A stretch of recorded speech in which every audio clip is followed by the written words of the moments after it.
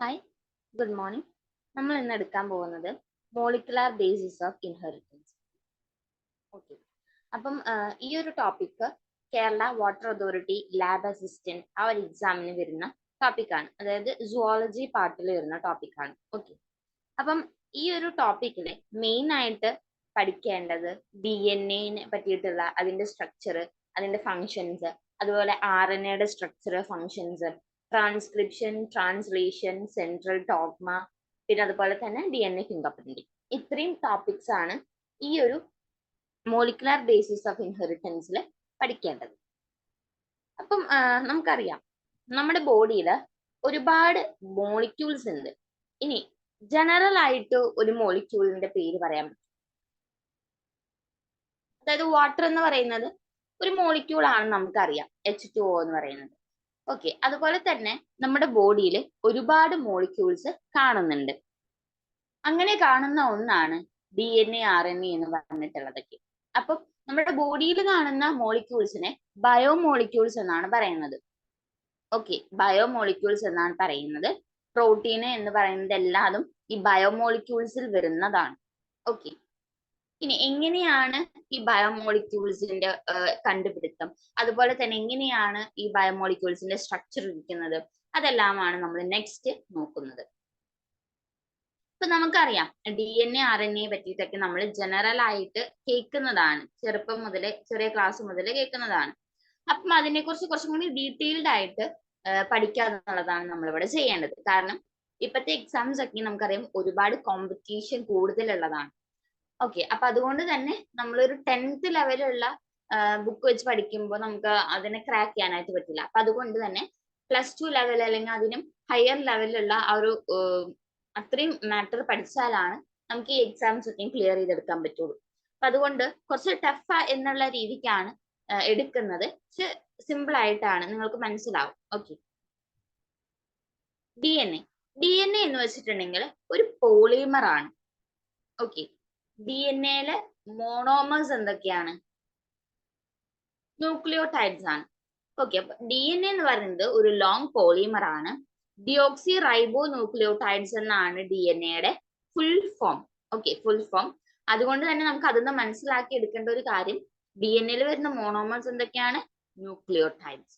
Okay, the length of DNA is usually defined as number of nucleotides. അപ്പം DNAയുടെ length എന്ന് പറയുന്നത് ന്യൂക്ലിയോടൈഡ്സിന്റെ number എത്രയുണ്ട് അതനുസരിച്ചാണ് നമ്മൾ DNAയുടെ ലെങ്ത് പറയുന്നത്. Okay, then this also is the characteristic of an organism. അതായത് ഒരു ഓർഗാനിസത്തിന്റെ ക്യാരക്ടറിസ്റ്റിക്സ് ആണ് ഒരു DNAയുടെ ലെങ്ത് എന്ന് പറയുന്നത്. ഫോർ എക്സാമ്പിൾ, ഒരു ബാക്ടീരിയോഫേജ് ഉണ്ട്, അതായത് 5 × 174 എന്ന് പറഞ്ഞിട്ടുള്ള ആ ഒരു ബാക്ടീരിയോഫേജിനെ 5386 ന്യൂക്ലിയോടൈഡ്സ് ഉണ്ടെന്നാണ് പറയുന്നത്. ഓക്കെ, 5386 ന്യൂക്ലിയോടൈഡ്സ് ഉണ്ടെന്നാണ് പറയുന്നത്. ബാക്ടീരിയോഫേജ് ലാംഡ, അതിന് എത്ര ബേസ് പെയർസ് അല്ലെങ്കിൽ ന്യൂക്ലിയോടൈഡ്സ് ഉണ്ട്?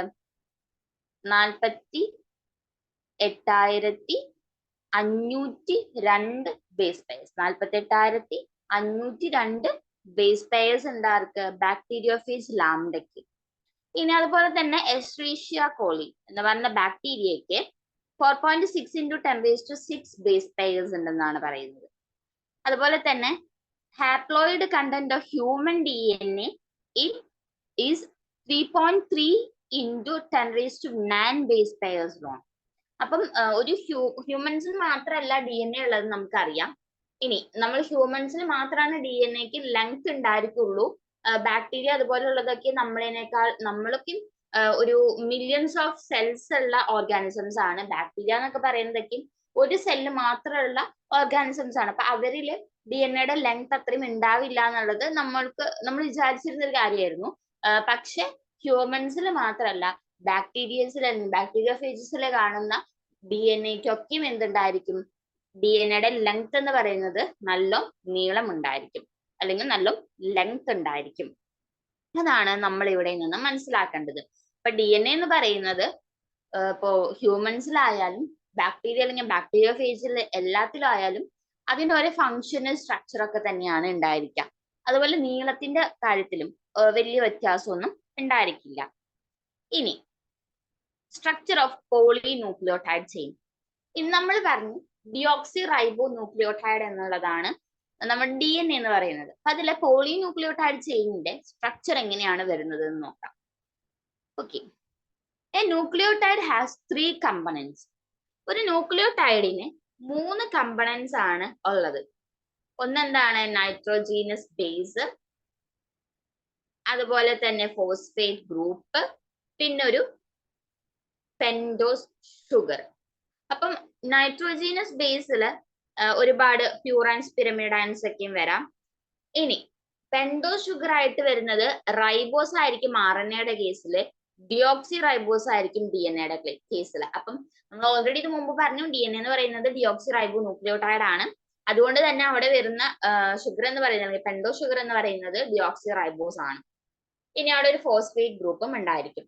ഇനി നമ്മൾ പറഞ്ഞു നൈട്രോജീനസ് ബേസ് ഉണ്ട്. അപ്പൊ നൈട്രോജീനസ് ബേസ് എന്ന് പറയുന്നത് 2 ടൈപ്പ് ആണുള്ളത്. ഒന്ന് പ്യൂറൈൻസും അതുപോലെ തന്നെ പിരമിഡൈൻസും.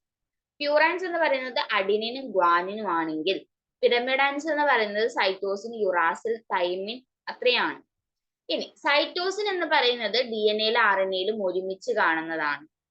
തൈമിൻ എന്ന് പറയുന്നത് DNA-യിൽ മാത്രം കാണുന്നതാണ്. യുറാസിൽ എന്ന് പറയുന്നത് RNA-യിൽ മാത്രം കാണുന്നതാണ്. അപ്പൊ DNA-യിൽ മാത്രം കാണുന്നത് ഏതാണ്? തൈമിൻ. ഇങ്ങനെയാണ് കേട്ടോ ക്വസ്റ്റ്യൻസ് വരിക. DNA-യിൽ മാത്രം കാണുന്നത് ഏതാണ്?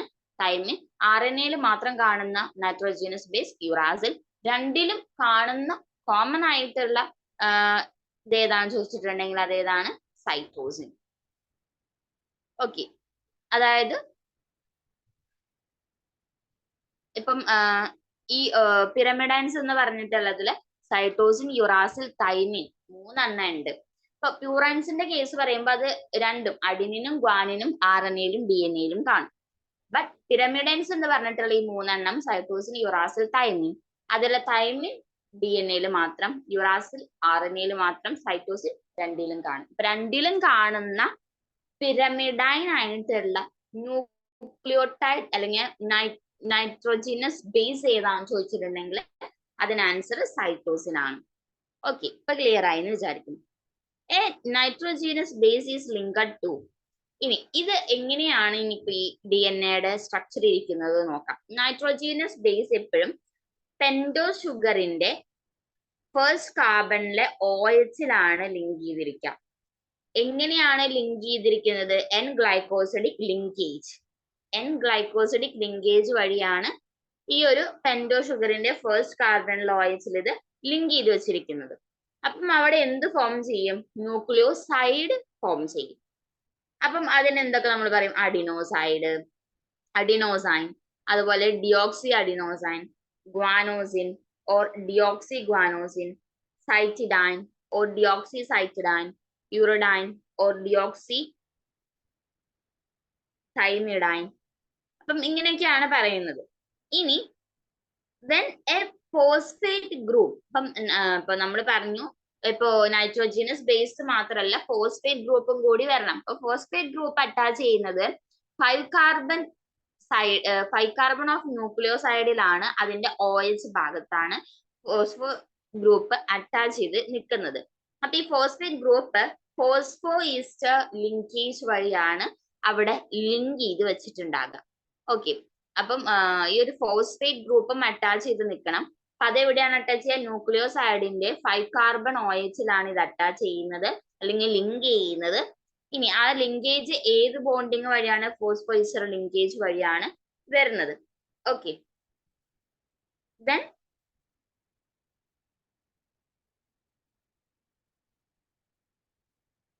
ദെൻ നമുക്കറിയാം ഇപ്പൊ നമ്മള് ഇപ്പോ ഏതൊക്കെ പഠിച്ചു? നൈട്രോജീനസ് ബേസ് എങ്ങനെ പെൻഡോ ഷുഗർ ആയിട്ട് അറ്റാച്ച് ചെയ്തു? N ഗ്ലൈക്കോസിഡിക് ലിങ്കേജ് വഴി അങ്ങനെ ന്യൂക്ലിയോസൈഡ് ഫോം ചെയ്തു. അതുപോലെ തന്നെ ഫോസ്ഫേറ്റ് ഗ്രൂപ്പ് എങ്ങനെ അറ്റാച്ച് ചെയ്തു? അത് ഫോസ്ഫോഈസ്റ്റർ ലിങ്കേജ് വഴിയാണ് ന്യൂക്ലിയോസൈഡിന്റെ മുകളിൽ അറ്റാച്ച് ചെയ്തത്. അപ്പം പിന്നെ അവിടെ എന്തുണ്ടാകും? അപ്പൊ കറസ്പോണ്ടിങ് ന്യൂക്ലിയോടൈഡ്സ് അവിടെ ഫോം ചെയ്യും. ഇങ്ങനെയാണ് ആ ഒരു DNA-യുടെ സ്ട്രക്ചർ വരുന്നത്. ഇനി 2 ന്യൂക്ലിയോടൈഡ്സ് ഒരുമിച്ച് ലിങ്ക് ചെയ്യുന്നത് അപ്പോഴാണ് ഡൈന്യൂക്ലിയോടൈഡ്. 2 ന്യൂക്ലിയോടൈഡ് ഒരുമിച്ച് ലിങ്ക് ചെയ്യുമ്പോൾ ഡൈന്യൂക്ലിയോടൈഡ്സ് ഫോം ചെയ്യും. 3' 5' ആ ഒരു ലിങ്കേജ് ഫോസ്ഫോഡൈസ്റ്റർ ലിങ്കേജ് വഴിയാണ് രണ്ട് ന്യൂക്ലിയോടൈഡ് ലിങ്ക് ചെയ്യുന്നത്. More nucleotides can be joined in such a manner to form polynucleotide chain. അങ്ങനെ രണ്ട് ന്യൂക്ലിയോടൈഡ് അല്ല, ഒരുപാട് ന്യൂക്ലിയോടൈഡ്സ് ഒരുമിച്ച് ഇങ്ങനെ കമ്പൈൻ ചെയ്യുമ്പോൾ ജോയിൻ ചെയ്യുമ്പോൾ അവിടെ പോളിന്യൂക്ലിയോടൈഡ് ചെയിൻ ഫോം ചെയ്യുന്നു. ഇങ്ങനെയാണ് ഒരു DNA ആ ഒരു സ്ട്രക്ചർ വരുന്നത്. ഒന്നാമത്തെ കാര്യം DNA മൂന്ന് കമ്പണൻസ് ഉണ്ട്, nitrogenous base, pentose sugar, phosphate group. രണ്ട് ടൈപ്പ് നൈട്രോജീനസ് ബേസ് ഉണ്ട്, purines, adenine, guanine, pyrimidine, cytosine, uracil, thymine. Thymine DNA മാത്രം, യുറാസിൽ RNA മാത്രം, സൈറ്റോസിൻ DNA RNA കാണും. ഇനി നൈട്രോജീനസ് ബേസ് പെന്റോ ഷുഗർ ആയിട്ട് അറ്റാച്ച് ചെയ്തിരിക്കുന്നത് എൻ ഗ്ലൈക്കോസിഡിക് ലിങ്കേജ് വഴിയാണ്. അപ്പൊ അവിടെ എന്ത് ഫോം ചെയ്യും? ന്യൂക്ലിയോസൈഡ് ഫോം ചെയ്യും. ഈ ന്യൂക്ലിയോസൈഡിന്റെ മുകളില് ഫോസ്ഫേറ്റ് ഗ്രൂപ്പും കൂടി ഫോസ്ഫോഇസ്റ്റർ ലിങ്കേജ് വഴി അവിടെ ജോയിൻ ചെയ്യുമ്പോൾ അവിടെ എന്ത് ഫോം ചെയ്യും? ന്യൂക്ലിയോടൈഡ് ഫോം ചെയ്യും. ഓക്കെ, അപ്പം എന്നിട്ട് ആ രണ്ട് ന്യൂക്ലിയോടൈഡ്സ് തമ്മിൽ ജോയിൻ ചെയ്യുമ്പോൾ അത് എന്ത് വഴിയാണ് ജോയിൻ ചെയ്യുക? 3' 5' ഫോസ്ഫോഡൈസ്റ്റർ ലിങ്കേജ് വഴിയാണ് ഫോം ചെയ്യുക. അപ്പം അവിടെ എന്ത് ഫോം ചെയ്തു? ഡൈന്യൂക്ലിയോടൈഡ് ഫോം ചെയ്തു. ഈ ഡൈന്യൂക്ലിയോടൈഡ്സ് അങ്ങനെ ഒരുപാട് ന്യൂക്ലിയോടൈഡ്സ് ഒരുമിച്ച് ജോയിൻ ചെയ്ത് കഴിയുമ്പോൾ അവിടെ എന്ത് ഫോം ചെയ്യും? പോളിന്യൂക്ലിയോടൈഡ് ചെയിൻ ഫോം ചെയ്യും. അങ്ങനെയാണ് ഈ DNA പോളിന്യൂക്ലിയോടൈഡ് ചെയിൻ ഫോം ചെയ്യുന്നത്. അതാണ് അതിന്റെ സ്ട്രക്ചർ. ഇനി A polymer thus formed has one end a free phosphate moiety at 5' end of the sugar, which is referred to as 5' end of the polynucleotide chain. അപ്പൊ നമുക്കറിയാം, ഇപ്പൊ phosphate എന്ന് പറയുന്നത് എവിടെയാണ് അറ്റാച്ച് ചെയ്തിരിക്കുന്നത്? 5' ഭാഗത്താണ് അറ്റാച്ച് ചെയ്തിരിക്കുന്നത്. ഓക്കെ, ഇതാണത്. ഓക്കെ, അപ്പം അതുകൊണ്ട് തന്നെ നമുക്ക് ഈ ഫോസ്ഫേറ്റ് അറ്റാച്ച് ചെയ്തിരിക്കുന്ന ആ ഒരു ഭാഗത്തിനെ എന്ത് പറയാം? 5' end എന്ന് പറയാം. Okay, similarly the other end of the polymer sugar has free OH of 3 carbon group, 3 അതായത് തേർഡ് പ്ലേസിലെ കാർബൺ ഗ്രൂപ്പിലാണ് ഒരു OH ഉണ്ടായിരിക്കാം. അപ്പം അതിന് നമ്മൾ എന്ത് പറയും? 3' end എന്നും പറയും. ഓക്കെ, അപ്പൊ അങ്ങനെയാണ് 5' endും 3' endും നമ്മൾ കണക്കാക്കുന്നത്. The backbone of a polynucleotide chain is formed due to sugar and phosphates. അപ്പം ഈ പോളിന്യൂക്ലിയോടൈഡ് ചെയിന്റെ ബാക്ക് ബോൺ എന്തൊക്കെയാണെന്ന് ചോദിച്ചിട്ടുണ്ടെങ്കിൽ അത് ഷുഗറും ഇതുപോലെ തന്നെ ഫോസ്ഫേറ്റുമാണ്. നൈട്രോജീനസ് ബേസ് ഈ ഷുഗർ മോയിറ്റിയുടെ മുകളിൽ ചെന്ന് അറ്റാച്ച് ചെയ്ത് അല്ലെങ്കിൽ ലിങ്ക് ചെയ്തിരിക്കുമ്പോൾ അവിടെ ഇപ്പം അത് പ്രൊജക്ട് ചെയ്തിട്ട് ഇരിക്കുകയാണ് ചെയ്യുന്നത്. അപ്പൊ അതുകൊണ്ട് തന്നെ അവിടെ എന്തുണ്ട്? ആ ഒരു ബാക്ക് ബോൺ, അതായത് ഷുഗർ എന്ന് പറയുന്നതിന്റെ ആ ഒരു ബാക്ക് ബോൺ എന്ന് പറഞ്ഞിട്ടുള്ള സ്ട്രക്ചർ നമുക്ക് കൂടുതൽ കാണാനായിട്ട് പറ്റുന്നുണ്ട്. ഓക്കെ, ഡിഫറൻഷിയേറ്റ് ചെയ്ത് കാണാനായിട്ട് പറ്റുന്നുണ്ട്. Then in RNA, every nucleotide residue has an additional OH group present at 2' position in the ribose. RNA കേസിൽ പറയുമ്പോൾ അവിടെ ഒരു 2' പൊസിഷൻ, അതായത് റൈബോസോമിന്റെ 2' ഭാഗത്ത് ഒരു OH ഗ്രൂപ്പ് അഡീഷണൽ ഉണ്ടായിരിക്കും എന്നാണ് പറയുന്നത്. Also in RNA the uracil is found at the place of thymine. തൈമിന് പകരം യുറാസിൽ ആണ് ഉണ്ടായിരിക്കുക. അപ്പം RNA നമ്മുടെ DNA എങ്ങനെ വ്യത്യസ്തമായിട്ട് കാണും? ഒന്ന്, ഈ ഷുഗറിന്റെ സെക്കൻഡ് കാർബൺ പൊസിഷനിൽ ഒരു OH എക്സ്ട്രാ ഉണ്ടായിരിക്കും. അതുപോലെ തന്നെ തൈമിന് പകരം അവിടെ യുറാസിലാണ് കാണുന്നത്. DNA as an acidic substance present in nucleus was first identified by Friedrich Miescher in 1869. അപ്പം നമ്മൾ എപ്പോഴും DNA ആ ഒരു പേര് പറയുമ്പോൾ നമ്മുടെ മനസ്സിൽ വരുന്ന രണ്ട് പേരുകളാണ്. ഒന്ന് എന്തൊക്കെ? ഫ്രാൻസിസ് ക്രിക്കും ജെയിംസ് വാട്സണും. എന്തുകൊണ്ടാണ് അവരുടെ പേര് ഓർമ്മയുള്ളത്? അവരാണ് DNA ഹെലിക്സ് സ്ട്രക്ചർ ഡിസ്കവർ ചെയ്തത്. അതിനു മുമ്പ് തന്നെ DNA ഒരു അസിഡിക് സബ്സ്റ്റാൻസ്, ഒരു ന്യൂക്ലിയസിലുള്ള ഒരു അസിഡിക് സബ്സ്റ്റാൻസ് ആണ് കണ്ടുപിടിച്ചിട്ടുള്ള ഒരാളുണ്ട്. അതാണ് ഫ്രെഡറിക് മിഷർ. 1869 ആളിത് കണ്ടുപിടിച്ചത്. അപ്പം ഏറ്റവും ഫസ്റ്റ് DNA പേര് ന്യൂക്ലിൻ എന്നാണ് അദ്ദേഹം കൊടുത്തത്. However, due to the technical limitation in isolating such a long polymer intact, the elucidation of structure of DNA remained elusive for a long period of time. അതായത് ആ ഒരു സമയത്ത് ഇപ്പൊ ടെക്നിക്കലി ഒരുപാട് ലിമിറ്റേഷൻസ് ഉണ്ടായിരുന്നു. അതുകൊണ്ട് തന്നെ ഇതിന്റെ സ്ട്രക്ചർ, DNA സ്ട്രക്ചർ ഒന്നും മനസ്സിലാക്കാനായിട്ട് പറ്റിയില്ല. അപ്പൊ അതുകൊണ്ട് തന്നെ DNA സ്ട്രക്ചർ, അതിന്റെ പോളിമർ എന്താണ്, അങ്ങനെയൊന്നും ഫെഡറിക് മീഷറിന് പറയാൻ വേണ്ടി പറ്റിയിട്ടില്ല. It was only in 1953. ഇപ്പൊ 1969 കണ്ടുപിടിച്ചു എന്നുണ്ടെങ്കിലും അതിന്റെ സ്ട്രക്ചർ 1953 കൊണ്ടുവരുന്നത് ആര്? ജെയിംസ് വാട്സണും ഫ്രാൻസിസ് ക്രിക്കും. ഇനി based on the X-ray diffraction data produced by Maurice Wilkins and Rosalind Franklin proposed a very simple but famous double helix model of structure of DNA. അതായത് ഇപ്പൊ ഫ്രാൻസിസ് ക്രിക്കും ജെയിംസ് വാട്സണും 1953 എക്സ്റേ ഡിഫ്രാക്ഷൻ വഴി എന്ത് കണ്ടുപിടിച്ചിട്ടുണ്ടായിരുന്നു? ആ ഒരു helix model കണ്ടുപിടിച്ചിട്ടുണ്ടായിരുന്നു. അപ്പൊ അതിന് രണ്ടുപേരും കൂടി അതിൽ ചേർന്നിട്ടുണ്ടായിരുന്നു. അവരാണ് മൗറിസ് വിൽക്കിൻസും റൊസാലിൻ ഫ്രാങ്ക്ലിനും. ഇവരൊക്കെയാണ് ഡബിൾ ഹെലിക്സ് മോഡൽ കൊണ്ടുവന്നത്. One of the hallmarks of their proposition was the base pairing between two strands of polynucleotide chain. അപ്പം ഇവർ കൊണ്ടുവന്നിട്ടുള്ള വേറൊരു കാര്യം എന്താന്ന് വെച്ചിട്ടുണ്ടെങ്കിൽ ഇപ്പൊ ബേസ് പെയറിംഗ് എന്ന് പറഞ്ഞിട്ടുള്ള കാര്യം. അപ്പൊ ബേസ് പെയറിങ്ങിന് ഒരുപാട് റൂൾസ് ഉണ്ട്. അത് കൊണ്ടുവന്നത് എർവിങ് ചാഗാവ്സ് ആണ്. ചാഗാവ്സ് റൂൾസ് എന്നാണ് അതിന് പറയുന്നത്, ബേസ് പെയറിംഗ് റൂൾസ്. അപ്പം അവിടെ അഡിനിൻ തൈമിനായിട്ട് മാത്രമാണ് പെയർ ചെയ്യുള്ളൂ, ഗ്വാനിൻ സൈറ്റോസിൻ ആയിട്ടാണ് പെയർ ചെയ്യുള്ളൂ. അതുപോലെ തന്നെ ഇത് കോൺസ്റ്റന്റ് ആണ്, ഈക്വൽ ടു 1 അങ്ങനെയാണെന്നുള്ള കാര്യങ്ങളൊക്കെയും കണ്ടുപിടിച്ചത് ചാഗാവ്സ് ആണ്. അപ്പം പിന്നെ അതുപോലെ ഡബിൾ ഹെലിക്സ് കണ്ടുപിടിച്ചത് Francis Crick, James Watson, Maurice Wilkins, Rosalind Franklin എല്ലാവരും കൂടിയിട്ടാണ്. പിന്നെ അതുപോലെ തന്നെ DNA എന്ന് പറയുന്നതാണ് ന്യൂക്ലിയസിലുള്ള അസിഡിക് സബ്സ്റ്റാൻസ് എന്ന് കണ്ടുപിടിച്ചത് ഫെഡറിക് മീഷർ ആണ്. ഓക്കെ, ദെൻ അപ്പൊ ഇത്രയും പേരുകൾ ഓർമ്മിച്ച് വെക്കാം.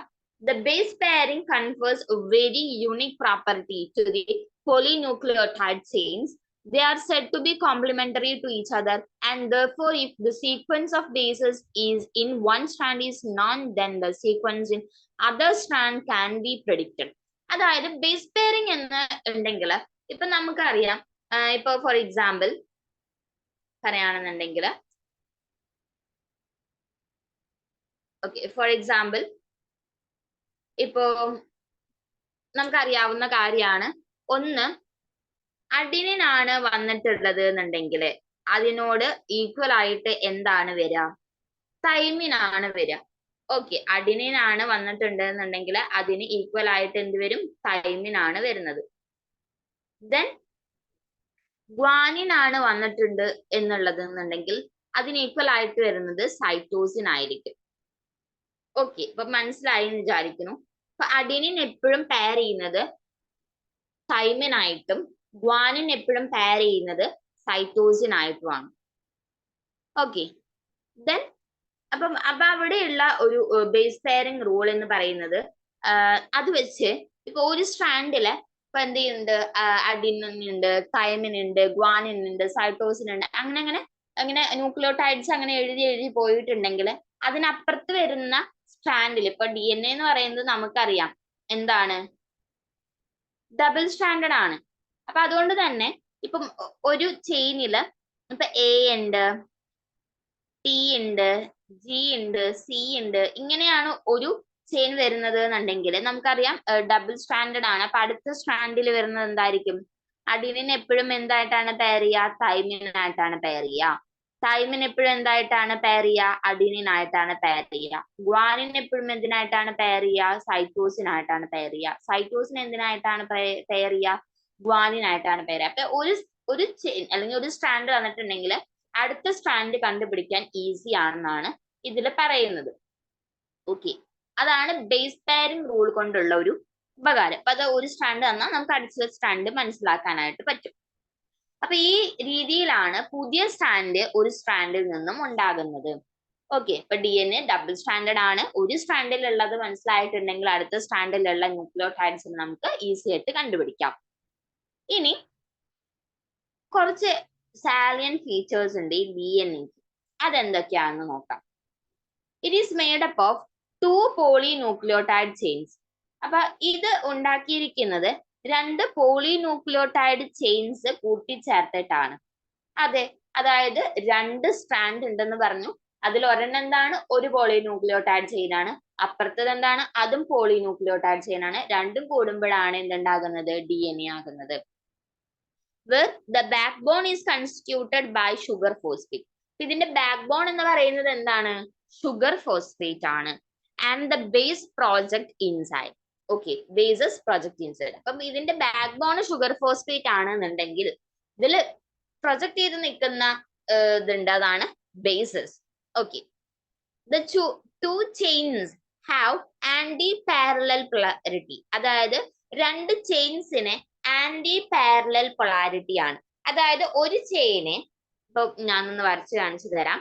ഇപ്പോ ഒരു ചെയിൻ എന്ന് പറയുന്നതിന് ഇവിടെ 5 പ്രൈം 3 പ്രൈം ആണെന്നുണ്ടെങ്കിൽ അപ്പുറത്തെ ചെയിൻ എങ്ങനെയായിരിക്കും, 5 പ്രൈം 3 പ്രൈം ആയിരിക്കും.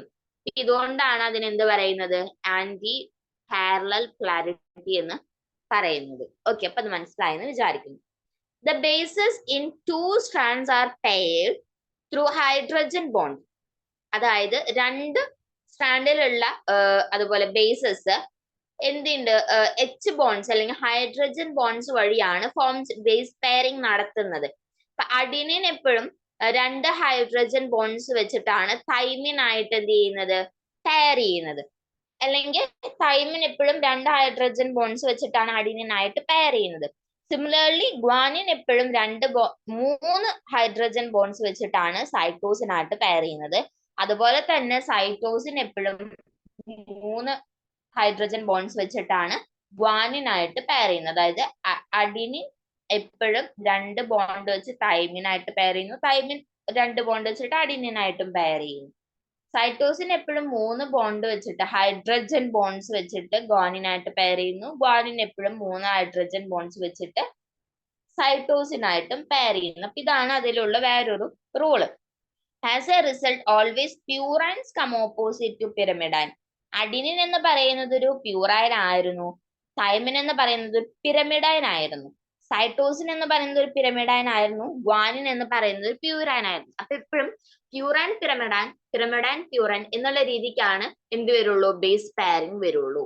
ഓക്കെ, അപ്പൊ അതുപോലെ തന്നെ അഡിനിൻ 2 ഹൈഡ്രജൻ ബോണ്ട് വെച്ച് തൈമിൻ ആയിട്ട് പെയർ ചെയ്യുന്നു, ഗ്വാനിൻ 3 ഹൈഡ്രജൻ ബോണ്ട് വെച്ചിട്ട് സൈറ്റോസിൻ ആയിട്ട് പെയർ ചെയ്യുന്നു. ഇതൊക്കെയാണ് ബേസ് പെയറിംഗ് റൂൾസ് എന്ന് പറയുന്നത്. 2 chains are called in a right-handed fashion. 2 ചെയിൻസും റൈറ്റ് ഹാൻഡഡ് ഫാഷനിലാണ് കോയിൽ ചെയ്തിരിക്കുന്നത്. The pitch of helix is 3.4 nanometer and there are roughly 10 base pairs in each turn. അതായത് ഇപ്പൊ നമുക്കറിയാം DNA എന്ന് പറയുന്നത് ലാഡർ ലൈക്ക് ആണ്. അപ്പൊ 10 ബേസ് പെയർസ് എങ്കിലും ഉണ്ടായിരിക്കും ഒരു ടേണിൽ എന്നാണ് പറയുന്നത്. ഓക്കെ, അപ്പൊ നമുക്ക് അതിന്റെ ഡബിൾ സ്റ്റാൻഡേർഡ് പോളിന്യൂക്ലിയോടൈഡ് ചെയിന്റെ സ്ട്രക്ചർ നോക്കാം. കണ്ടോ, ഹൈഡ്രജൻ ബോൺസ് കണ്ടോ, അതായത് ഇപ്പോ ഗ്വാനിൻ സൈറ്റോസിൻ ആയിട്ട് പെയർ ചെയ്യുന്നത് 3 ഹൈഡ്രജൻ ബോൺസ് വെച്ചിട്ടാണ്, അഡിനിൻ തൈമിൻ ആയിട്ട് പെയർ ചെയ്തത് 2 ഹൈഡ്രജൻ ബോൺസ് വെച്ചിട്ടാണ്. അതുപോലെ തന്നെ ഇതാണ് പെൻഡോ ഷുഗർ എന്നുണ്ടെങ്കിൽ അവിടെ എന്തുണ്ട്, OH ഈ ഒരു ഭാഗത്ത് 3 പ്രൈമും അതുപോലെ തന്നെ ഈ ഒരു ഭാഗത്ത് 5 പ്രൈമും ആണ് ഉണ്ടായിരിക്കാം. നേരെ ഓപ്പോസിറ്റ് വരുമ്പോൾ ഈ ഭാഗത്ത് 5 പ്രൈമും ഈ ഭാഗത്ത് 3 പ്രൈമും ആണ് ഉണ്ടായിരിക്കാം. ഓക്കെ, അപ്പൊ ഇത് മനസ്സിലായെന്ന് വിചാരിക്കുന്നു. ഓക്കെ, ദെൻ ഇപ്പൊ നമുക്കറിയാവുന്ന കാര്യമാണ് അഡിനിൻ എപ്പോഴും തൈമിൻ ആയിട്ടാണ് പെയർ ചെയ്യുള്ളൂ, ഗ്വാനിൻ എപ്പോഴും സൈറ്റോസിൻ ആയിട്ടാണ് പെയർ ചെയ്യുള്ളൂ. ഇനി വേറൊരു കാര്യം ഇതിൽ പറയാനുള്ളത്, the plane of one base pair stacks over the other in double helix. അതായത് ഒരു ചെയിന് 2 ചെയിൻസ് ഇങ്ങനെ ഡബിൾ ഹെലിക്സ് മോഡലിലാണ് കാണുന്നത്. അതുപോലെ തന്നെ this is addition to hydrogen bond confers stability of the helical structure. ഇപ്പൊ ഈ ഹെലിക്കൽ സ്ട്രക്ചറിന് ഇത് സ്റ്റേബിൾ ആയിട്ട് ഇരിക്കണം എന്നുണ്ടെങ്കിൽ അവിടെ എന്ത് വേണം, ഹൈഡ്രജൻ ബോണ്ട്സ് വേണം. ഇത്രയൊക്കെയാണ് DNA-യുടെ സാലിയന്റ് ഫീച്ചേഴ്സ് വരുന്നത്. ഇനി വേറൊരു കാര്യമുണ്ട്, അതായത് the proposition of a double helix structure of DNA and its simplicity is explaining the genetic implication became revolutionary. Very soon Francis Crick proposed the central dogma in molecular biology. അതായത് അപ്പൊ നമുക്കറിയാം നമ്മുടെ ബോഡിയിൽ എന്തൊക്കെയുണ്ട്. ഞാൻ പറഞ്ഞു ബയോമോളിക്യൂൾസ് RNA ഉണ്ട്. ഇപ്പൊ ഹ്യൂമൻസിന്റെ ബോഡിയിൽ എന്തുണ്ട്? RNA ഉണ്ട്, മെസഞ്ചർ RNA എന്നൊക്കെ പറയും. അപ്പൊ RNA ഉണ്ട്, പ്രോട്ടീൻ ഉണ്ട്, DNA ഉണ്ട്. അപ്പൊ നമുക്കറിയാവുന്ന ഒരു കാര്യമാണ് ജനറ്റിക് ഇൻഫോർമേഷൻസ് DNA വഴിയാണ് പാസ് ചെയ്യുന്നത്. അപ്പം എങ്ങനെയാണ് ഇപ്പൊ പ്രോട്ടീനിൽ നിന്നും RNAക്ക്, RNA നിന്നും DNA ആണോ വരുന്നത്? DNA നിന്ന് RNAക്ക്, RNA നിന്ന് പ്രോട്ടീനിലോട്ടാണോ ജനറ്റിക് ഇൻഫോർമേഷൻസ് പോകുന്നത്? അപ്പൊ അതൊരു കൺഫ്യൂഷൻ വന്നു. അപ്പൊ ആ സമയത്ത് ഫ്രാൻസിസ് ക്രിക്ക് ആണ്, ആ ഒരു പേര് ഇമ്പോർട്ടന്റ് ആണ്, സെൻട്രൽ ഡോഗ്മ കണ്ടുപിടിച്ചത്. ഫ്രാൻസിസ് ക്രിക്ക് ആണ് സെൻട്രൽ ഡോഗ്മ കണ്ടുപിടിച്ചത്. DNA നിന്നും RNAയിലോട്ട് ജനറ്റിക് ഇൻഫോർമേഷൻ പോകുന്നു, RNAയിൽ നിന്നും പ്രോട്ടീനിലോട്ട് ജനറ്റിക് ഇൻഫോർമേഷൻ പോകുന്നു. ഇതാണ് സെൻട്രൽ ഡോഗ്മ. DNA നിന്ന് RNAക്ക് പോകുന്നു. RNA മെയിൻ ആയിട്ട് മെസഞ്ചർ RNA or mRNA ആണ്. അതിൽ നിന്നും പ്രോട്ടീനിലോട്ട് ഇൻഫോർമേഷൻസ് പോകുന്നു. ഇതാണ് സെൻട്രൽ ഡോഗ്മ. ഫ്രാൻസിസ് ക്രിക്ക് ആണ് കണ്ടുപിടിച്ചത്. അപ്പൊ പേര് ഇമ്പോർട്ടന്റ് ആണ്. Francis Crick, central dogma, DNA to RNA, RNA to protein. ഇനി ഇപ്പൊ DNA പറയുമ്പോൾ അതിൽ മെയിൻ ആയിട്ട് വരുന്ന ഒരു പേരാണ് ഹിസ്റ്റോൺസ് എന്ന് പറയുന്നത്. ഓക്കെ, അപ്പം ഇതില് നമ്മൾ പഠിക്കേണ്ട ഒരു കാര്യം, ഹിസ്റ്റോൺസ് ഉണ്ടെന്ന് മനസ്സിലാക്കി വെക്കുക. അതില് നോക്കി വെക്കേണ്ട ഒരു കാര്യം എന്ന് പറയുന്നത്, in a typical nucleus some region of chromatin are loosely packed. അപ്പൊ അതിന് നമ്മൾ യൂക്രോമാറ്റിൻ എന്ന് പറയും. ഇനി ചില സമയത്ത് ക്രോമാറ്റിൻ ഡെൻസ്ലി പാക്ഡ് ആയിരിക്കും. അപ്പൊ അതിനെ ഹെറ്ററോക്രോമാറ്റിൻ എന്ന് പറയും. ക്രോമാറ്റിൻ എന്ന് പറയുന്നത് ഇപ്പൊ നമുക്കറിയാം. അപ്പൊ ജസ്റ്റ് ഒന്ന് നോക്കാം. ഇപ്പം ഇത് എന്ന് പറയുന്നത് ഒരു ന്യൂക്ലിയസ് ആണെന്ന് വിചാരിക്കാം. ഓക്കെ, ന്യൂക്ലിയസ് ആണ്. ഇപ്പൊ ന്യൂക്ലിയസിന്റെ ഈ ഒരു ഭാഗം കട്ട് ചെയ്തിട്ട് ഉണ്ടെങ്കിൽ അവിടെ നമുക്ക് എന്ത് കാണാം? ഒരു റൗണ്ട് ഷേപ്പ് കാണാം. അതിന്റെ ഉള്ളിൽ ഫുൾ ത്രെഡ് ലൈക്ക് ആയിരിക്കും. അതാണ് എന്ത്? ന്യൂക്ലിയോസോം എന്ന് പറയുന്നത്. ഓക്കെ, ഇത് വെറുതെ കിടക്കുന്ന ഈ ഭാഗം ന്യൂക്ലിയോപ്ലാസ്റ്റ് ആണ്. അതിൽ ഒരുപാട് ത്രെഡ് ലൈക്ക് സ്ട്രക്ചേഴ്സ് ഒക്കെയും കാണാൻ പറ്റും. അതാണ് എന്ത്? ക്രോമാറ്റിൻ റെട്ടിക്കുലം എന്ന് പറയുന്നത്. ഓക്കെ, അപ്പൊ ഈ ക്രോമാറ്റിൻ റെട്ടിക്കുലം എന്ന് പറയുന്നത് ചില സമയത്ത് ലൂസ്ലി പാക്ഡ് ആകുമ്പോൾ അത് യൂക്രോമാറ്റിനും, ചില സമയത്ത് ഡെൻസ്ലി പാക്ഡ് ആകുമ്പോൾ അത് ഹെറ്ററോക്രോമാറ്റിൻ എന്നുമാണ് പറയുന്നത്. ഓക്കെ, ഇനി ന്യൂക്ലിയസിന് ഒരുപാട് പോഴ്സ് ഉണ്ട്. ന്യൂക്ലിയോ പോഴ്സ് എന്ന് പറയും, ന്യൂക്ലിയ പോഴ്സ് എന്ന് പറയും.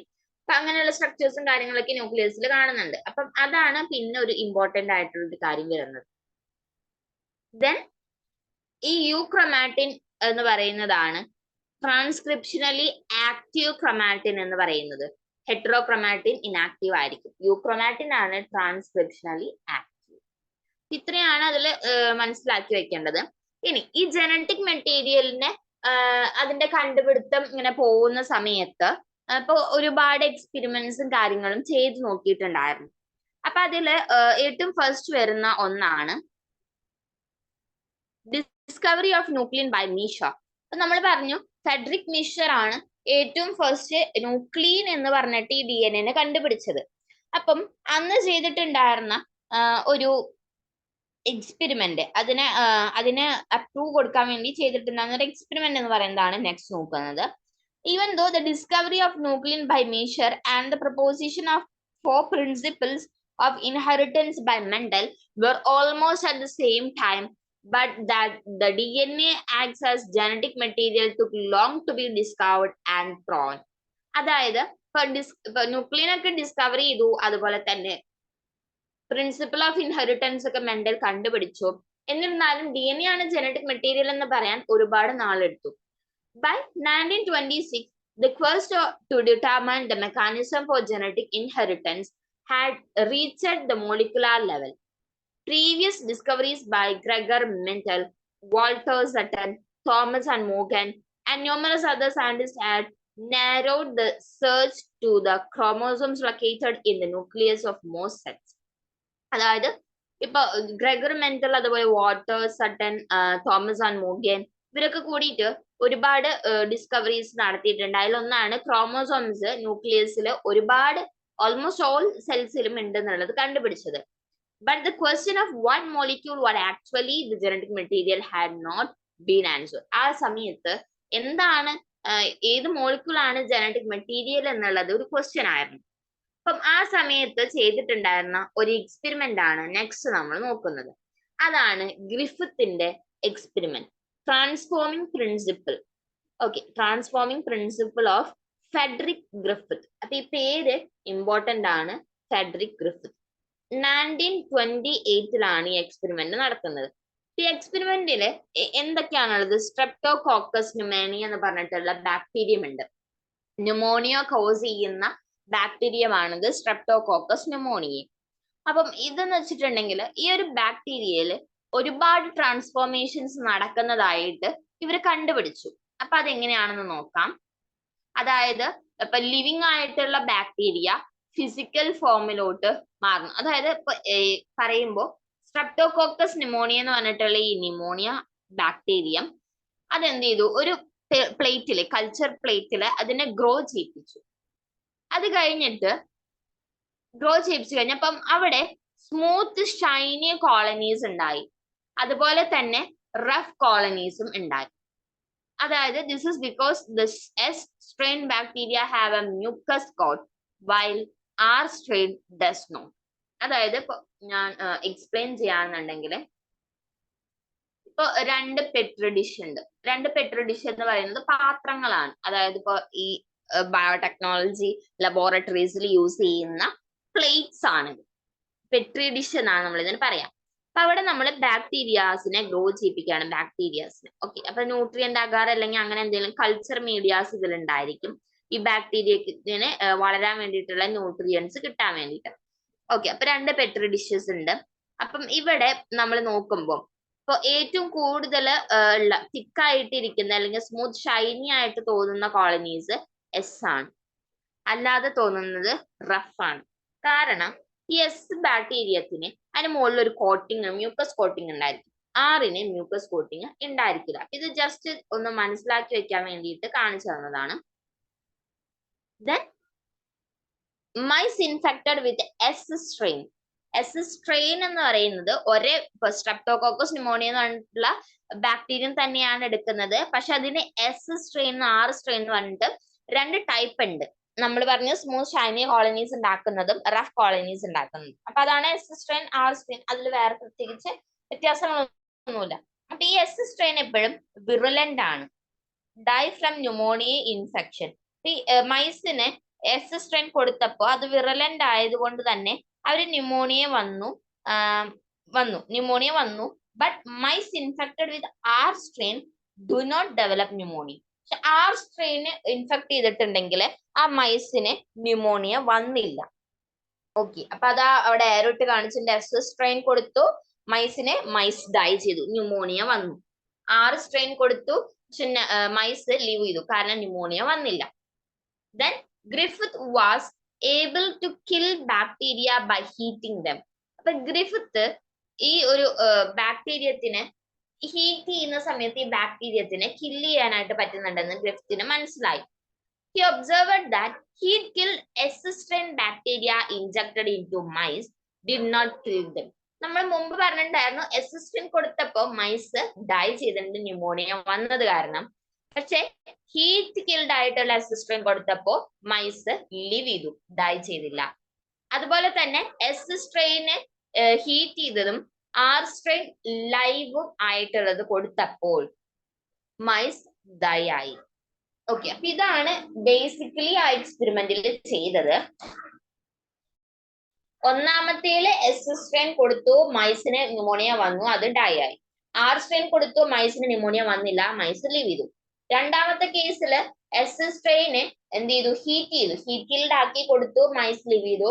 എസ് സ്ട്രെയിൻ ഹീറ്റ് കിൽഡ് ആണ്, അതിനോടൊപ്പം ആർ സ്ട്രെയിൻ ലൈവും കൊടുത്തു, മൈസ് ഡൈ ആയി. അപ്പൊ ഇത്രയും എക്സ്പെരിമെന്റ്സ് ആണ് ചെയ്തത്, അതിനുള്ള ഒബ്സർവേഷൻസും കിട്ടി. ഇതിൽ നിന്ന് നമ്മൾ മനസ്സിലാക്കാൻ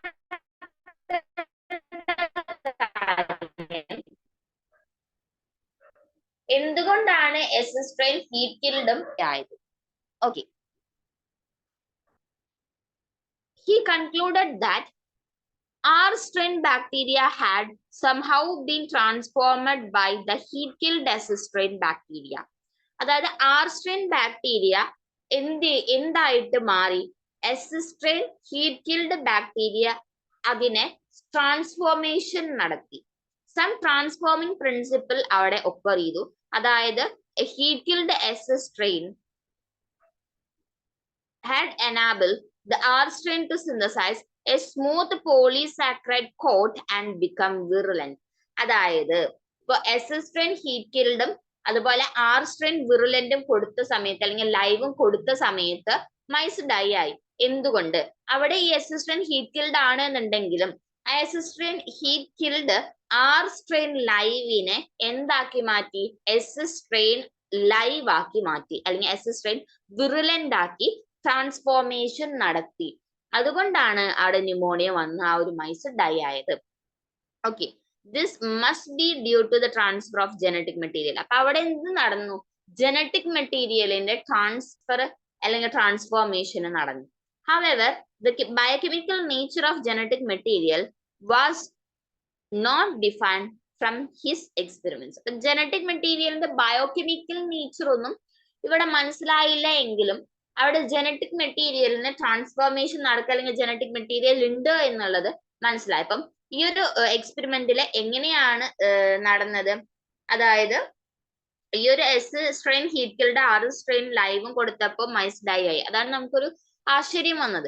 അപ്പൊ ആ ഒരു സമയത്ത് S strain heat R strain ലൈവിനെ എന്താക്കി മാറ്റി? എസ് സ്ട്രെയിൻ ആക്കിയിട്ട് ട്രാൻസ്ഫോർമേഷൻ നടത്തി. അതുകൊണ്ടാണ് ആ മൈസ് അവിടെ ഡെഡ് ആയത്.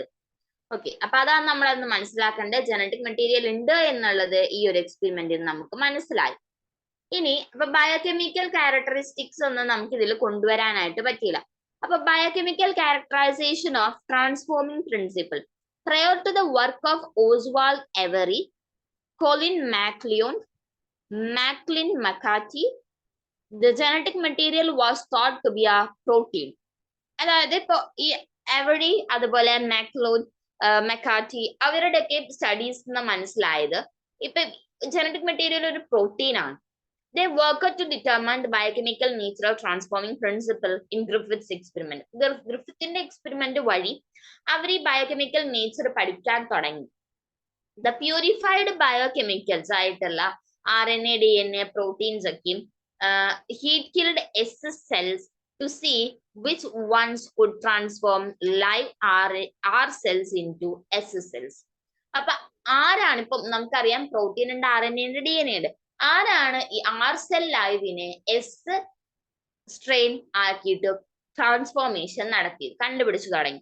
അപ്പൊ അവിടെ കണ്ടുപിടിച്ചിട്ടുള്ള they discovered that DNA alone from S bacteria caused R bacteria to become transformed. അപ്പൊ അവര് കണ്ടുപിടിച്ചിട്ടുള്ളതായിരുന്നു എന്ത്?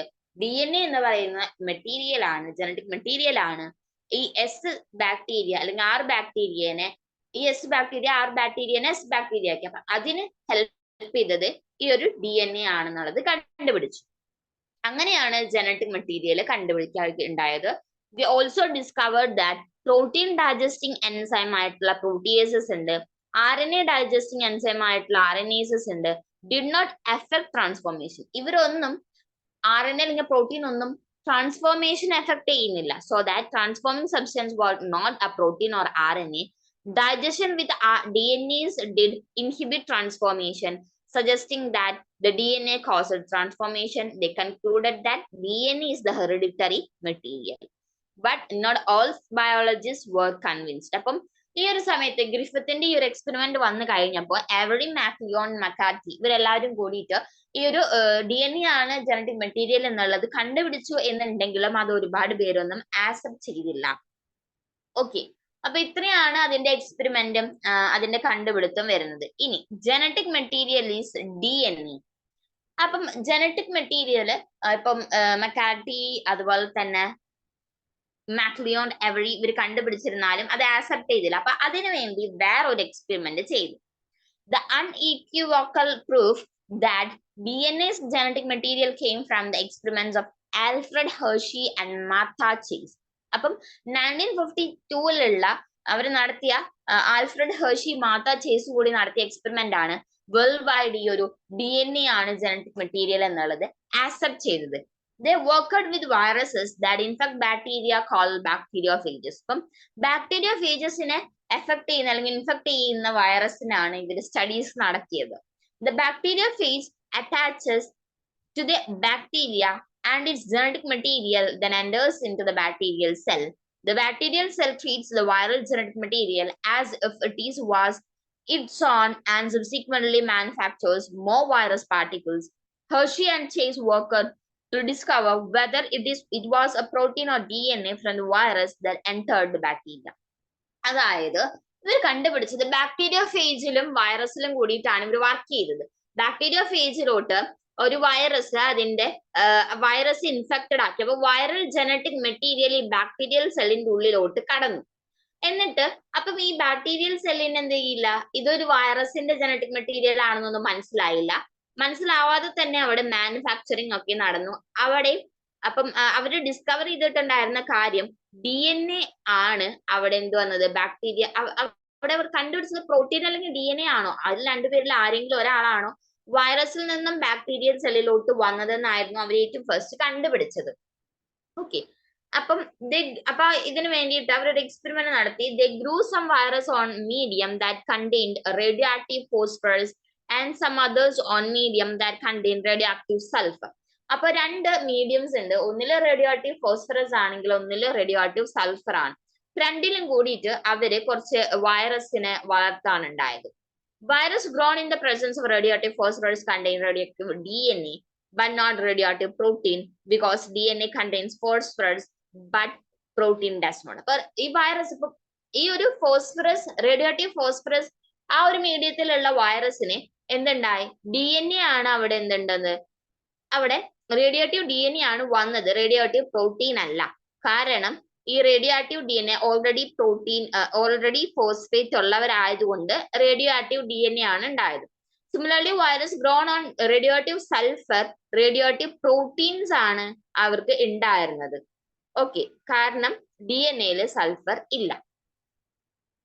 ഇനി radioactive phages were allowed to attach E. coli bacteria. അപ്പൊ E. coli ബാക്ടീരിയയുടെ മുകളിൽ ചെന്ന് അറ്റാച്ച് ചെയ്തു. Then as the infection proceeded, the viral coats were removed from the bacteria by agitating them in a blender. അത് കഴിഞ്ഞപ്പോൾ ഈ E. coli ബാക്ടീരിയത്തിലോട്ട് ഈ radio active phages ചെന്ന് അറ്റാച്ച് ചെയ്തു. അത് കഴിഞ്ഞ് ഇൻഫെക്ഷൻ നടക്കാൻ വേണ്ടിയിട്ട് അതൊന്ന് ബ്ലെൻഡർ ചെയ്തു. അത് കഴിഞ്ഞ് the virus particles were separated from the bacteria by spinning them in a centrifuge. അത് ഈ വൈറൽ പാർട്ടിക്കിൾസ് മാറ്റാൻ വേണ്ടിയിട്ട് സെൻട്രിഫ്യൂജ് ചെയ്തു. Bacteria which was infected with virus that had radioactive DNA were radioactive. അതായത് ഈ റേഡിയോ ആക്റ്റീവ് DNA ഉള്ളത് മാത്രം radio active ആയി, indicating that DNA was the material that passed from virus to the bacteria. അപ്പൊ അവിടെ മനസ്സിലാക്കിയ ഒരു കാര്യം, DNA ആണ് genetic material. Bacteria that were infected with virus that had radioactive protein were not radioactive. അപ്പൊ radio active protein ഉള്ളത് radio activity കാണിച്ചില്ല. അതുകൊണ്ട് തന്നെ പ്രോട്ടീൻ അല്ല ജനറ്റിക് മെറ്റീരിയൽ എന്നുള്ളത് നമുക്ക് മനസ്സിലായി. ഇങ്ങനെയാണ് ഈ ഒരു എക്സ്പെരിമെന്റ് ചെയ്തിട്ടുണ്ടായിരുന്നത്. നമുക്കൊന്ന് ജസ്റ്റ് ഒരു ഓവർവ്യൂ പോയി നോക്കാം. ഏറ്റവും ഫസ്റ്റ് ബാക്ടീരിയ ഫേജ് എടുത്തിട്ടുണ്ടായിരുന്നു. ഈ ബാക്ടീരിയ ഫേജ് ഒന്ന് S35 ഇട്ടത്, അതുപോലെ ഒന്ന് P32 മീഡിയത്തിലോട്ടാണ് കൊടുക്കുന്നത്. അപ്പം ഇവിടെ ഏറ്റവും ഫസ്റ്റ് ബാക്ടീരിയൽ സെല്ലായിട്ട് ഇത് ഇൻഫെക്റ്റഡ് ആയ വൈറസ് അതിന്റെ ജനറ്റിക് മെറ്റീരിയൽ കൊടുത്തു. അത് കഴിഞ്ഞിട്ട് ഈ ഒരു ഭാഗത്ത് ആണ് DNA-യുടെ റേഡിയോ ആക്ടിവിറ്റി നടക്കുക. ഈ ഒരു ഭാഗത്ത് DNA-യുടെ റേഡിയോ ആക്ടിവിറ്റി നടക്കില്ല, because of it is radioactive sulphur. Radioactive സൾഫറിൽ DNA കാണില്ല, റേഡിയോ ആക്റ്റീവ് ഫോസ്ഫറസിൽ മാത്രമാണ് DNA റേഡിയോ ആക്ടിവിറ്റി കാണിക്കുള്ളൂ. അപ്പം ഇവിടെ എന്ത് ചെയ്തു, ബ്ലെൻഡ് ചെയ്യുന്ന സമയത്ത് ബ്ലെൻഡ് ചെയ്തു, അതുപോലെ തന്നെ സെൻട്രിഫ്യൂഗ് ചെയ്ത സമയത്ത് ഇവിടെ റേഡിയോ ആക്ടിവിറ്റി കാണിച്ചു, ഇവിടെ റേഡിയോ ആക്ടിവിറ്റി കാണിച്ചില്ല. അപ്പൊ അവിടെ നമ്മൾ മനസ്സിലാക്കേണ്ട ഒരു കാര്യം, DNA ആണ് ജനറ്റിക് മെറ്റീരിയൽ, പ്രോട്ടീൻ അല്ല. ഓക്കെ, അതാണ് ഹെർഷി ചേസ് ഇവർ രണ്ടുപേരും കൂടി ചെയ്തിട്ടുണ്ടായിരുന്ന ഒരു എക്സ്പെരിമെന്റ് എന്ന് പറയുന്നത്. അപ്പം ഈ ഹെർഷിയുടെയും അതുപോലെ ചേസിന്റെയും എക്സ്പെരിമെന്റ് വഴിയാണ് DNA ആണ് ജനറ്റിക് മെറ്റീരിയൽ എന്നുള്ളത് കണ്ടുപിടിച്ചത്. അപ്പൊ ജസ്റ്റ് അവരുടെ ആ പേര് തന്നെ മനസ്സിലാക്കി വെച്ചാൽ മതിയാവും, ഹെർഷി ആൻഡ് ചേസ് എക്സ്പെരിമെന്റ് എന്നുള്ളത്. ഇനി properties of genetic material DNA versus RNA. ഇപ്പൊ DNA ഉണ്ട്, RNA ഉണ്ട്, രണ്ട് ജനറ്റിക് മെറ്റീരിയൽ ആണ്. RNA ചില വൈറസിൽ ജനറ്റിക് മെറ്റീരിയൽ ആയിട്ട് ആക്ട് ചെയ്യുന്നുണ്ട് എന്നൊക്കെ നമുക്കറിയാം. അപ്പൊ എന്തൊക്കെയാണ് അതിന്റെ പ്രോപ്പർട്ടീസ് എന്നാണ് നെക്സ്റ്റ് നമ്മൾ നോക്കാൻ വേണ്ടി പോകുന്നത്. ഹെർഷി ചേസ് എക്സ്പെരിമെന്റ് വഴിയാണ് DNA ആണ് ജനറ്റിക് മെറ്റീരിയൽ എന്നുള്ളതൊക്കെ നമ്മൾ കണ്ടുപിടിച്ചു. In some virus RNA is the genetic material. അപ്പൊ അതായത് ടൊബാക്കോ മൊസൈക്ക് വൈറസ്, അതുപോലെ ക്യൂബി ബാക്ടീരിയ ഫേസിലൊക്കെ എന്താണ് ഇവര് RNA ആണ് genetic material. Answer to some of the questions such as why DNA is the predominant genetic material, whereas RNA performs dynamic function of messenger and adapter, has to be found from the difference between chemical structures of the two nucleic acid molecules. അപ്പം ഈ genetic material DNA ആണെന്ന് കണ്ടുപിടിച്ച് കഴിഞ്ഞപ്പോഴാണ് RNA എന്തുകൊണ്ട് genetic material ആയില്ല, എന്തുകൊണ്ട് അതിന് വേറെ ഇപ്പം പറയുകയാണെങ്കിൽ മെസഞ്ചർ അഡാപ്റ്റർ റോൾസ് മാത്രമുള്ളത് എന്നുള്ളതൊക്കെ നമുക്ക് മനസ്സിലായത് ഈ ഒരു എക്സ്പെരിമെന്റ് വഴിയാണ്. A molecule that can act as genetic material must fill the following criteria. അപ്പൊ ഒരു മോളിക്യൂള് ജനറ്റിക് മെറ്റീരിയൽ ആവണം എന്നുണ്ടെങ്കിൽ അതിന് സർട്ടൻ പ്രോപ്പർട്ടീസ് വേണം. അതെന്തൊക്കെയാണെന്നാണ് നെക്സ്റ്റ് പറയുന്നത്. It should be able to generate its replica. അപ്പൊ ഇത് റെപ്ലിക്കേഷൻ നടത്തി അതിന്റെ തന്നെ ന്യൂ സ്ട്രാൻഡ്സ് ഫോം ചെയ്യുന്നതായിരിക്കണം. It should be stable chemically structurally. Chemically ആയാലും സ്ട്രക്ചറലി ആയാലും സ്റ്റേബിൾ ആയിരിക്കണം. It should be provide the scope for slow changes that are required for evolution. അപ്പൊ ഇവല്യൂഷൻ നടക്കുന്നത് നമുക്കറിയാം മ്യൂട്ടേഷൻ എന്നുള്ള ഒരു പ്രോസസ്സ് കാരണമാണ്. അതായത് ഈ ജനറ്റിക് മെറ്റീരിയലിൽ വരുന്ന സ്ലോ ചേഞ്ചസ് കാരണമാണ് ഇവല്യൂഷൻ നടക്കുന്നത് നമുക്കറിയാം. അപ്പൊ എപ്പോഴും ജനറ്റിക് മെറ്റീരിയൽ എന്ന് പറയുന്നത് സ്ലോ ചേഞ്ചസേ അതിൽ വരാൻ വേണ്ടി പാടുള്ളൂ. അല്ലെങ്കിൽ എന്തുണ്ടാകും, ഈ ഓർഗാനിസം ഒക്കെ എപ്പോഴും ഇവല്യൂഷൻ നടന്നുകൊണ്ടിരിക്കും, അത് പാടില്ലല്ലോ. അപ്പൊ അതുകൊണ്ട് തന്നെ ജനറ്റിക് മെറ്റീരിയൽ എന്ന് പറയുന്നതിൽ സ്ലോ ചേഞ്ചസ് മാത്രം, അല്ലെങ്കിൽ മ്യൂട്ടേഷൻ ഒരു ലോ ലെവൽ മാത്രമാണ് നടത്താൻ വേണ്ടി പാടുള്ളൂ. It should be able to express itself in the form of Mendelian characters. അപ്പൊ എപ്പോഴും മെൻഡേലിയൻ ക്യാരക്ടേഴ്സ് ഉണ്ടല്ലോ, അപ്പൊ അത് എക്സ്പ്രസ് ചെയ്യുന്നതായിരിക്കണം ഈ ഒരു ജനറ്റിക് മെറ്റീരിയൽ എന്ന് പറയുന്നത്. അതായത് ജനറ്റിക് മെറ്റീരിയൽ സർട്ടൻ ട്രേറ്റ്സ് കൊടുക്കണം എന്നുള്ളതാണ് പറയുന്നത്. അപ്പൊ ഇത്രയും കാര്യങ്ങൾ, ഈ 4 പ്രോപ്പർട്ടീസ് ഉണ്ടെങ്കിലാണ് ഒന്ന് ജനറ്റിക് മെറ്റീരിയൽ ആണെന്ന് നമുക്ക് പറയാൻ വേണ്ടി പറ്റുള്ളൂ. If one examines each requirement one by one because of rule of base pairing complementarity, both nucleic acid RNA and DNA have the ability to direct their duplications. The other molecules in the living system such as protein fail to fulfill first criteria itself. അപ്പം ഈ protein, DNA, RNA ഈ മൂന്നിൽ ഏതെങ്കിലും ഒന്നായിരിക്കും genetic material എന്നാണ് first വിശ്വസിച്ചിരുന്നത്. അപ്പൊ DNA-ക്കും RNA-ക്കും ഈ criteria follow ചെയ്യാൻ പറ്റിയിട്ടുണ്ട്, പ്രോട്ടീനെ പറ്റിയില്ല. അപ്പൊ അതുകൊണ്ടാണ് പ്രോട്ടീൻ ജനറ്റിക് മെറ്റീരിയൽ ആകാതിരുന്നത്. അപ്പൊ ഇങ്ങനെയും ക്വസ്റ്റ്യൻസ് ചോദിക്കാം. Then the genetic material should be stable enough not to change with the different stages of life cycle, age, or with change in physiology of the organism. Genetic material എപ്പോഴും stable ആയിരിക്കണം. ഇപ്പൊ അവരുടെ life സൈക്കിളിലുള്ള വ്യത്യാസമോ ഏജിലുള്ള വ്യത്യാസമോ ഫിസിയോളജിയിലുള്ള വ്യത്യാസങ്ങൾ കാരണം ഒന്നും ഈ genetic material stable അല്ലാതിരിക്കാൻ പാടില്ല. Stability as one of the properties of genetic material was very evident in Griffith's transforming principle itself, that heat which killed the bacteria at least did not destroy some of the properties of genetic material. അപ്പൊ നമ്മൾ stability എന്നുള്ള ആ ഒരു കാര്യം എടുത്തത് ഈ ഗ്രിഫിത്തിന്റെ transforming principle നിന്നുമാണ്. അതായത് ഹീറ്റ് ചെയ്ത സമയത്ത് ജനറ്റിക് മെറ്റീരിയൽ ഒരിക്കലും അതിന്റെ സ്റ്റെബിലിറ്റി പോയില്ല. ഓക്കെ, സ്റ്റെബിലിറ്റി പോയില്ല, അതിന്റെ പ്രോപ്പർട്ടീസ് ഒന്നും ഡിസ്ട്രോയിഡ് ആയില്ല. അപ്പൊ ആ ഒരു ഗ്രിഫിത്തിന്റെ ആ ഒരു ട്രാൻസ്ഫോമിംഗ് പ്രിൻസിപ്പിളിൽ നിന്നുമാണ് ഈ സ്റ്റെബിലിറ്റി എന്ന് പറഞ്ഞിട്ടുള്ള പ്രോപ്പർട്ടി എടുത്തിട്ടുള്ളത്. This now can easily be explained in light of DNA, that the two strands being complementary if separated by heating come together. അപ്പം ഹീറ്റിംഗ് കൊടുക്കുന്ന സമയത്ത് DNA എന്ന് പറയുന്നതിന്റെ 2 സ്ട്രാൻഡ്സ് സ്പ്ലിറ്റ് ആകുക, അല്ലെങ്കിൽ 2 സ്ട്രാൻഡ്സ് കോംപ്ലിമെന്ററി ആണെന്നുണ്ടെങ്കിലും അത് സെപ്പറേറ്റ് ആകും ഹീറ്റ് കൊടുക്കുന്ന സമയത്ത്. When appropriate conditions are provided, അത് സെപ്പറേറ്റഡ് ആകും. Further, 2' OH group present at every nucleotide in RNA is a reactive group and makes RNA labile and easily degradable. അപ്പൊ 2' OH ഗ്രൂപ്പ് എന്ന് പറയുന്നത് RNA-യിൽ കാണുന്ന ഒന്നാണ്. അപ്പൊ അതുള്ളത് കൊണ്ട് തന്നെ അത് ഈസിലി ഡീഗ്രഡബിൾ ആണ്. RNA is also now known to be catalytic, hence reactive. അത് കാറ്റലിറ്റിക് ആണ്, അതുപോലെ റിയാക്റ്റീവ് ആണ്. Therefore, DNA chemically is less reactive, structurally more stable when compared to RNA. RNA നെ വെച്ച് നോക്കുമ്പോൾ DNA എന്ന് പറയുന്നത് ലെസ് റിയാക്റ്റീവ് ആണ്, പക്ഷെ സ്ട്രക്ചറലി സ്റ്റേബിൾ ആണ്. Therefore, among the two nucleic acid, DNA is better genetic material. അപ്പൊ എന്തുകൊണ്ടാണ് DNA ബെറ്റർ ജനറ്റിക് മെറ്റീരിയൽ ആയത്? അതൊരു ക്വസ്റ്റ്യൻ വരും. എന്തുകൊണ്ടാണ്? RNA റിയാക്റ്റീവ് ആണ് എന്നുണ്ടെങ്കിൽ DNA റിയാക്റ്റീവ് അല്ല. പക്ഷെ RNA സ്ട്രക്ചറലി അൺസ്റ്റേബിൾ ആണെങ്കിൽ DNA സ്ട്രക്ചറലി മോർ സ്റ്റേബിൾ ആണ്. ഓക്കെ, അതുകൊണ്ട് തന്നെ DNA ആണ് RNAക്കാളും ബെറ്റർ ജനറ്റിക് മെറ്റീരിയൽ എന്ന് നമുക്ക് പറയാം. In fact, the presence of thymine at the place of uracil also confers additional stability to DNA. ഇപ്പൊ നമുക്കറിയാവുന്ന ഒരു കാര്യമാണ് DNA-യിലുള്ള ഒരു ജനറ്റിക് ഒരു ന്യൂക്ലിയർ ബേസ് ആണ് എന്ത് തൈമിൻ എന്ന് പറയുന്നത്. അതുപോലെ RNA-യിൽ തൈമിൻ ഇല്ല. അതുകൊണ്ട് തന്നെ തൈമിൻ എന്ന് പറയുന്നത് DNA-ക്ക് മോർ സ്റ്റെബിലിറ്റി കൊടുക്കുന്നുണ്ട് എന്നാണ് പറയുന്നത്. Then both DNA and RNA are stable to mutate. രണ്ടും able to mutate. രണ്ടിനും മ്യൂട്ടേഷൻസ് വരാൻ സാധ്യതയുള്ളതാണ്, DNA ആയാലും RNA ആയാലും.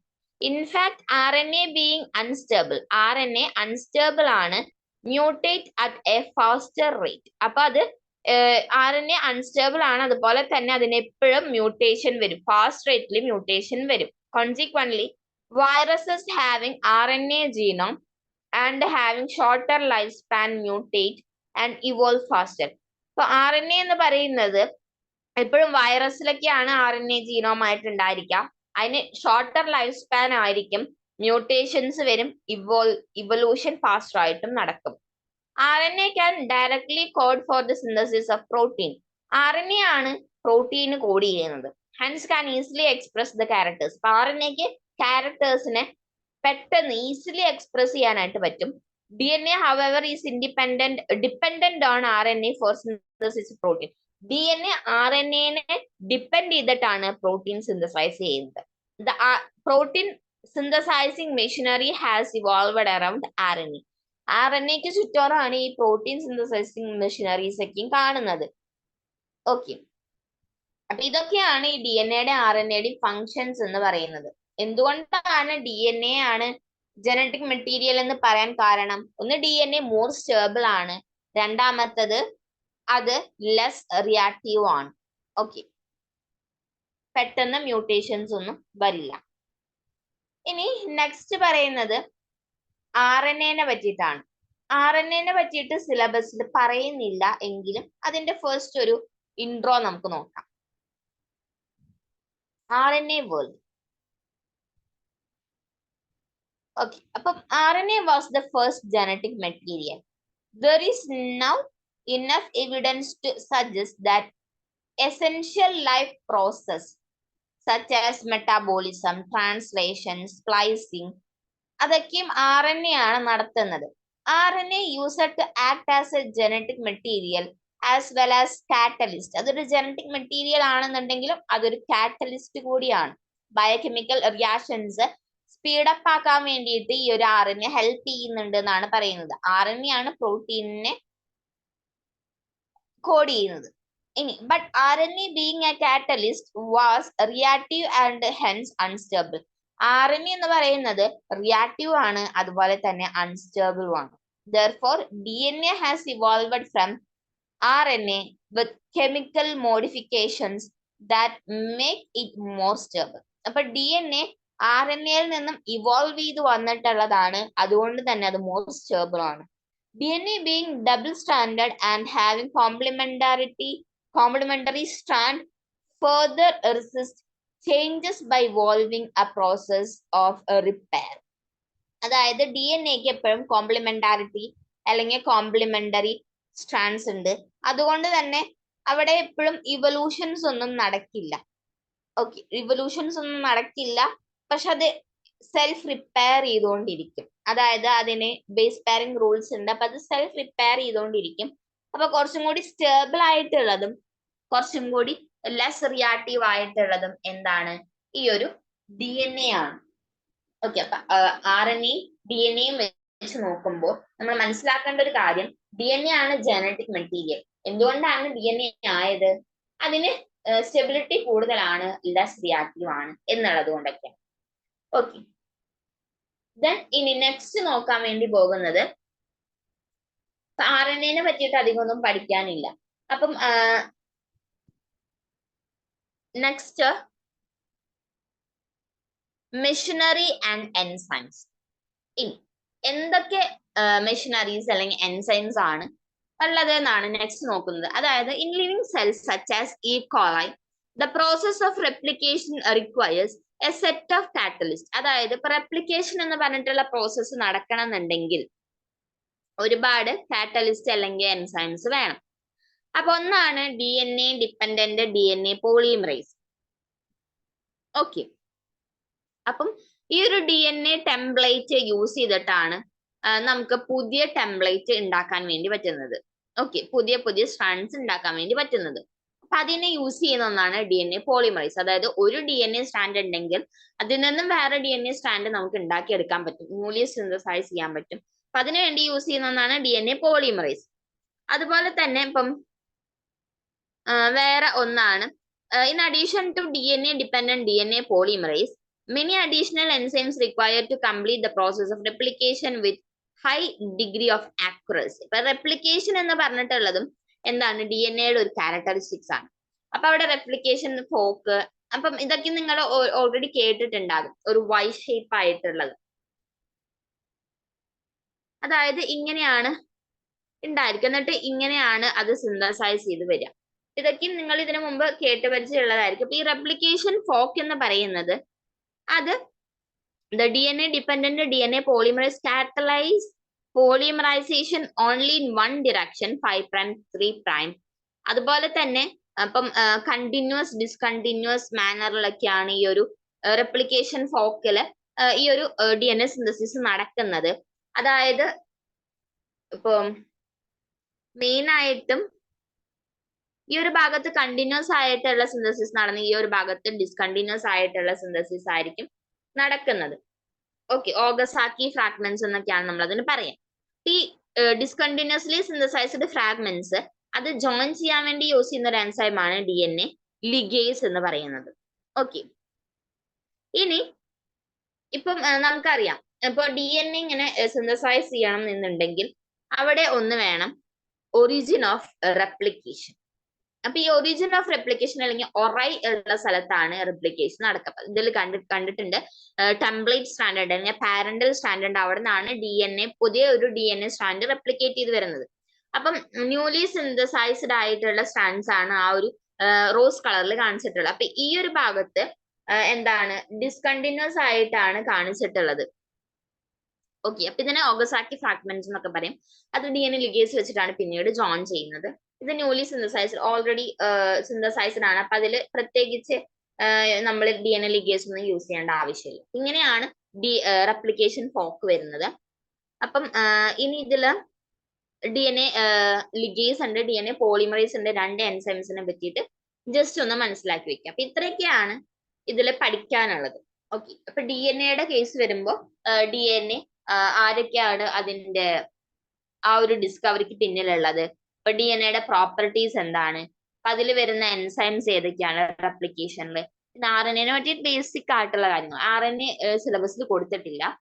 പിന്നെ DNA ഇപ്പൊ ഒരു ജനറ്റിക് മെറ്റീരിയൽ ആവാൻ എന്തൊക്കെ ക്രൈറ്റീരിയാസ് ഫോളോ ചെയ്യണം, ഹെർഷി ചേസിന്റെ എക്സ്പെരിമെന്റ്, അതുപോലെ തന്നെ ഓസ്വാൾഡ് ലെവറി, അതുപോലെ കോളിൻ മാക്ലിയോൺ, അതുപോലെ മാക്ലിൻ മക്കാർത്തി ഇവരെ പറഞ്ഞിട്ടുള്ള സജസ്റ്റ് ചെയ്ത കാര്യങ്ങള്, അതുപോലെ ഗ്രിഫിത്തിന്റെ ട്രാൻസ്ഫോമിംഗ് പ്രിൻസിപ്പിള്. ഇത്രയും കാര്യങ്ങളൊക്കെയാണ് ഓർമ്മിച്ച് വെക്കേണ്ടത്. ഇവരുടെ സയന്റിസ്റ്റിന്റെ പേരുകൾ ഇമ്പോർട്ടന്റ് ആണ്. അതുപോലെ തന്നെ ഹിസ്റ്റോൺ, പിന്നെ യൂക്രോമാറ്റിൻ, ഹെറ്ററോക്രോമാറ്റിൻ, അതിന്റെയൊക്കെ ജസ്റ്റ് പേരുകളൊന്ന് നോക്കി വെക്കാം. അതുപോലെ തന്നെ ഇപ്പൊ ബേസ് പെയറിംഗ് ആ റൂൾസ്, അതായത് സൈലന്റ് ഫീച്ചേഴ്സ് പറഞ്ഞല്ലോ. ഇപ്പൊ ഗ്വാനിൻ എപ്പോഴും എന്തായിട്ടാണ് സൈറ്റോസിൻ ആയിട്ടാണ് പെയർ ചെയ്യുക, അവിടെ 3 ഹൈഡ്രജൻ ബോൺസ് വരും. അഡിനിൻ തൈമിനായിട്ടാണ് പെയർ ചെയ്യുക, 2 ഹൈഡ്രജൻ ബോൺസ് വരും. അപ്പൊ അങ്ങനെയുള്ള ബേസിക് കാര്യങ്ങളൊക്കെയാണ് ഇതിൽ നിന്ന് നമ്മൾ മനസ്സിലാക്കി വെക്കേണ്ടത്. അപ്പൊ DNA-യുടെ സ്ട്രക്ചർ, അതിന്റെ ഫംഗ്ഷന് ഇമ്പോർട്ടന്റ് ആണ്. അപ്പൊ അത് നന്നായിട്ട് നോക്കി വെച്ചിട്ടുണ്ടെങ്കിൽ നെക്സ്റ്റ് പറയാൻ പോകുന്നത് ട്രാൻസ്ക്രിപ്ഷൻ, ട്രാൻസ്ലേഷൻ ഒക്കെയാണ്. അപ്പൊ ഇത് കുറച്ചും കൂടി ഈസി ആയിട്ടുണ്ടായിരിക്കും. അപ്പൊ ഇത് കുറച്ചും കൂടി നന്നായിട്ട് ഫോക്കസ് ചെയ്ത് പഠിക്കാൻ വേണ്ടി നോക്കാം. എന്നിട്ട് നമുക്ക് നെക്സ്റ്റ് ക്ലാസ്സിൽ എന്ത് ചെയ്യാം, ട്രാൻസ്ക്രിപ്ഷൻ, ട്രാൻസ്ലേഷൻ ഒക്കെ എടുക്കാം. ഇതിൽ നമ്മൾ പറഞ്ഞിട്ടുള്ള ഒരു കാര്യമാണ് സെൻട്രൽ ഡോഗ്മയെ പറ്റി. അപ്പൊ സെൻട്രൽ ഡോഗ്മ ഫ്രാൻസിസ് ക്രിക്ക് ആണ് പ്രപ്പോസ് ചെയ്തത്. അതെന്ന് വെച്ചിട്ടുണ്ടെങ്കിൽ DNA-യിൽ നിന്നും RNA-യിലോട്ട് ഇൻഫോർമേഷൻ പോകുന്നു, RNA-യിൽ നിന്നും പ്രോട്ടീനിലോട്ട് ഇൻഫോർമേഷൻ പോകുന്നു. അപ്പൊ ഈ ഇൻഫോർമേഷൻ ഫ്ലോനെ പറ്റിയിട്ട് പറഞ്ഞിട്ടുള്ളതാണ് ഈ സെൻട്രൽ ഡോഗ്മ. അപ്പൊ അതും ഇമ്പോർട്ടന്റ് ആണ്. അപ്പൊ അത് ജസ്റ്റ് ഒന്ന് മനസ്സിലാക്കി വെക്കുക. അപ്പൊ ഇത്രയും കാര്യങ്ങളാണ് ഇന്ന് ഡിസ്കസ് ചെയ്യുന്നത്. നെക്സ്റ്റ് ക്ലാസ്സിൽ നമുക്ക് ട്രാൻസ്ലേഷനും ട്രാൻസ്ക്രിപ്ഷനും ഒക്കെ നോക്കാം. Okay, thank you.